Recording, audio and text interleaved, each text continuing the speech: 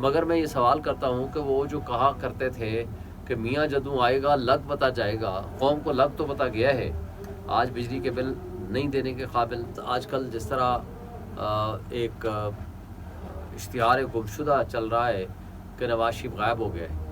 بھائی عمران خان تو جیل میں بیٹھا ہوا ہے نا، آج بھی الحمدللہ دنیا کا پاکستان کے حوالے سے کوئی بھی سبجیکٹ آئے یا پاکستان کی سیاست کا محور و مرکز آج بھی عمران خان ہے، خواہ اس کا کوئی مخالف بات کریں یا اس کی حمایت میں بات کریں، تو عمران خان آج بھی اپنا موقف دیتا ہے۔ یہ الگ بات ہے کہ ان کو بات کرنے کی اجازت نہیں دی جا رہی، میڈیا کوئی ایکسیس نہیں دی جا رہی، اور میڈیا سے بات کرنا چاہتے ہیں، راستے میں رکاوٹیں پیدا ہوتی ہیں۔ خیر ان سے اچھائی کی توقع نہیں ہو سکتی۔ اب وہ سنا ہے کہ وہ نواز شریف صاحب لندن جا رہے ہیں جی علاج کے لیے۔ میں ان سے کہتا ہوں کہ تمہارا علاج کبھی ختم بھی ہوگا؟ یہاں تو تمہارے پلیٹلیٹس گر گئے تھے، یہاں تو تم مرنے والے ہوئے تھے، اور عطر اللہ صاحب نے کہا تھا جی کیا گارنٹی ہے کہ ایک دن وہ یا 2 دن بھی زندہ رہ پائے گا، اس لیے آج ہی اس کو ریلیز کرنا ضروری ہے۔ لیکن جہاز پہ بیٹھتے ہی ہٹے کٹے ہو گئے۔ وہاں ایون فی ڈپارٹمنٹ جو کرپشن اور منی لانڈرنگ کے ذریعے وہاں بنائے ہوئے ہیں اپنے لیے، وہ آج بھی جو اس کی کوئی ثبوت اور رسیدیں نہیں جمع کرا سکے۔ آپ کو یاد ہوگا یہ بڑی باتیں کرتے ہیں پاناما لیکس کی، انہوں نے خود حسین نواز نے آ کر کہا تھا کہ جی الحمدللہ یہ ہمارے ہیں اور مریم نواز اس کی بینیفیشل اونر ہے، اور وہ ٹرسٹی ہیں اور بینیفیشل اونر ہیں، ہم ٹرسٹی ہیں، جو بھی انہوں نے بات کی تھی۔ پھر نواز شریف نے فلور آف دی ہاؤس پہ کھڑے ہو کر کہا تھا الحمدللہ یہ ہمارے ہیں، اور جب سپریم کورٹ میں بولے گی ہم اس کی رسیدیں دے دیں گے۔ جب سپریم کورٹ نے کہا تو قطری خط لے آئے۔ پھر قطری خط کے بعد آج تک یہ معمہ بنا ہوا ہے کہ یہ ہے کس کے، اور جو وہاں 35 سال 40 سال سے رہ رہے ہیں، تو شہباز شریف سے جب پوچھا گیا کہ بھئی آپ بتا دو کس کے، انہوں نے کہا مجھے نہیں پتا یہ کس کے ہیں۔ تو وہ کوئی جنوں کے ہیں یا کوئی بھوتوں کے ہیں یا اس کا قطری مالک ہے، کون مالک ہے آخر بتا ہی دیں، آج ہی بتا دیں۔ یہ منی لانڈرر جو ہیں یہ اب پھر واپس جانا چاہ رہے ہیں، کیونکہ ان کو سمجھ آ گئی ہے کہ لوگ ان کو ریجیکٹ کر چکے ہیں۔ یاسمین راشد جو ایک جیل میں پڑی ہوئی خاتون ہے، اس سے جس طرح بری طرح یہ ہارے ہیں، پٹن کی رپورٹ آپ پڑھ لیں، آپ سب کو پتہ ہے۔ تو اب ان کے پاس کوئی آپشن اور نہیں ہے کہ اس ملک میں لوگ ان سے نفرت کرتے ہیں۔ یہ کسی مارکیٹ میں کسی گلی محلے میں ان کو کہیں کہ جا کر ذرا دیکھ لیں، آپ کو لگ پتہ جائے گا۔ اور وہ دیکھیں وہاں جو بری میں ہوا، تصویریں لگا دی ان کی، جب تصویریں لگائی لوگوں نے غصہ نکالا تو ہمارے ورکرز کے خلاف جا کر کے 780 کے پرچے کر دیے۔ بھائی جب تم سے لوگ نفرت کرتے ہیں، پبلک نفرت کرتی ہے، تو اس میں ہمارا پی ٹی آئی والوں کا کیا قصور ہے؟ تو ہمارے خلاف کیوں آپ ہمارے ورکرز کے خلاف آپ ایکشن لینا شروع ہو گئے ہو؟ تو یہ ساری باتیں شو کرتی ہیں کہ اس وقت ملک میں نہ جمہوریت ہے، نہ اس میں قانون کی رول آف لا ہے، قانون کی حکمرانی ہے، اور آئین پہلے سے پامال ہو چکا ہے، اور انصاف کے راستے میں رکاوٹیں ڈالنے کی جس طرح یہ کوشش کر رہے ہیں، آپ نے دیکھ لیا ہے سپریم کورٹ میں جس طرح ججز کی تعداد بڑھانا اور اس کے ساتھ ریلیٹڈ جو ایشوز ہیں، اور کانسٹیٹیوشنل امینڈمنٹ کی کوشش کرنا، اور اس کرپٹ سسٹم کو چلانے کے لیے قاضی صاحب کی موجودگی ان کے لیے ایک نعمت سے کم نہیں ہے۔ تو یہ جو کچھ کرنے جا رہے ہیں یہ وہ حرکتیں ہیں کہ جس سے ملک کا نقصان ہو رہا ہے، اور آج جو کچھ پورے ملک میں ہو رہا ہے، بلوچستان میں ہو رہا ہے، کے پی میں ہو رہا ہے، کچے کے علاقے میں ہو رہا ہے، وہ سب آپ نے دیکھ لیا ہے۔ اور اس کے مقابلے میں جس طرح کی پالیسیاں یہ لوگ بنا رہے ہیں، یہ سوائے اس ملک کو ڈبانے کے خدا نہ خواستہ اور کوئی اچھائی کی ان سے توقع نہیں ہے۔ آج بھی وقت ہے، میں اسٹیبلشمنٹ کو کہتا ہوں کہ ان جیسے کٹ پتلیوں کو، ان جیسے بونے لوگوں کو، ان جیسے ریجیکٹڈ لوگوں کو جو آپ نے قوم پہ مسلط کیا ہے، یہ ایک عذاب کی صورت میں آپ نے نازل کیا ہے، اور لوگ اس عذاب سے اب تنگ آ چکے ہیں۔ اب لوگوں کو پاس کوئی آپشن نہیں ہے سوائے اس بات کے کہ وہ سڑکوں پہ نکلیں۔ کل آپ نے دیکھ لیا پورے پاکستان میں شٹر ڈاؤن ہڑتال ہوئی ہے، یوٹیلیٹی سٹورز کے لوگ گئے ہیں، تاجر گئے ہیں، ڈی چوک میں بہت بڑا دھرنا ہوا ہے۔ اور اسی حوالے سے میں یہ کہتا ہوں کہ آج بھی ملک کو درست سمت میں چلانا ہو تو اس کے لیے یہ ضروری ہے کہ جو ٹرو سینس میں الیکٹڈ لوگ ہیں ان کے حوالے حکومت کی جائے۔ پہلی بات تو یہ ہے کہ آج عمران خان صاحب نے جو پیغام دیا ہے کہ جلسہ کے حوالے سے 8 ستمبر کا جلسہ انشاءاللہ ہوگا اسلام آباد میں، پاکستان کی تاریخ کا سب سے بڑا جلسہ ہوگا۔ آپ نے ماضی قریب میں 1 مہینہ پہلے آپ نے دیکھ لیا جو ثوابی کا جلسہ ہوا۔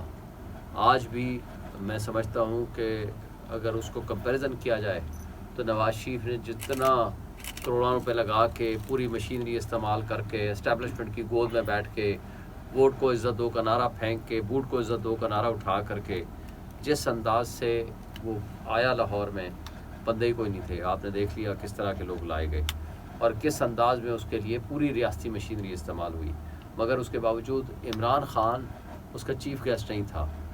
یعنی ہم لوگ جو کہ پی ٹی آئی کے ورکرز ہیں، ہم سارے اس کے گیسٹ سپیکرز تھے، ہم لوگ اس کو جلسہ کر رہے تھے. تو اتنا بڑا جلسہ ہوا.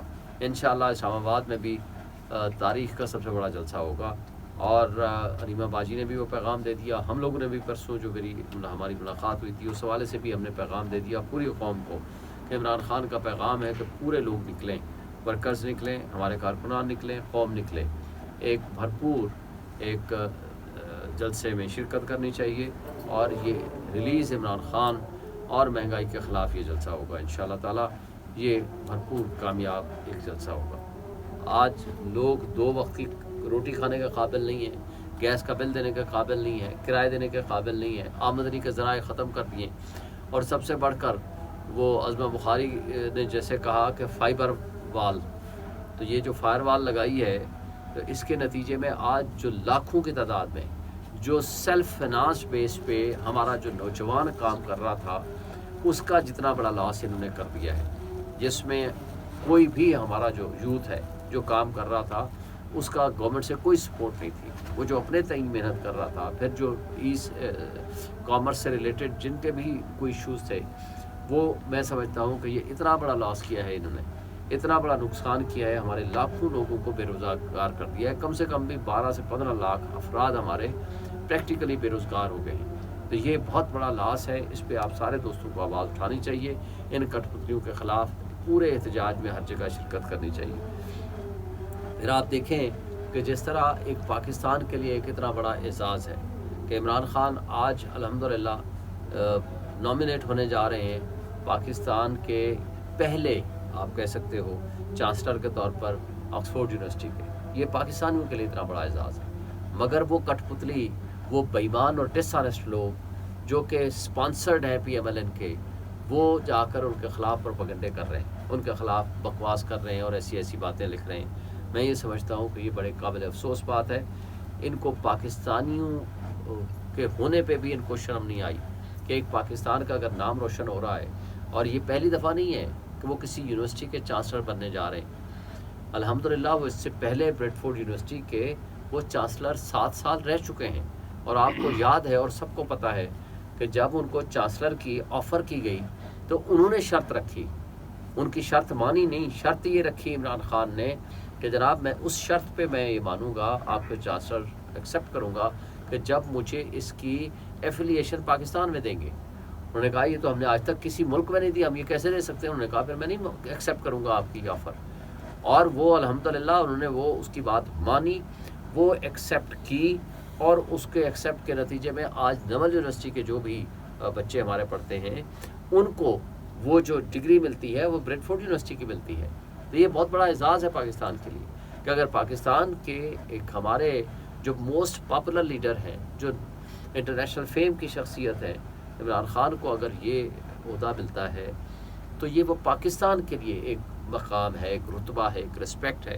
اور شاید اس ذریعے سے پاکستانی اسٹوڈنٹس کو، پاکستانی یوتھ کو کوئی اس کا فائدہ ہو، بجائے اس بات کے کہ اس کو ہم اپریشیٹ کریں ایک پاکستانی ہونے کے ناطے. کیونکہ اگر ہماری لڑائی ہے کسی بھی پی ایم ایل این کے ساتھ یا کسی کے ساتھ تو وہ گھر کی لڑائی ہے، لیکن انٹرنیشنل لیول پہ اس طرح کی حرکتیں کرنا یہ پاکستان کے خلاف ایک سازش آپ کہہ سکتے ہیں.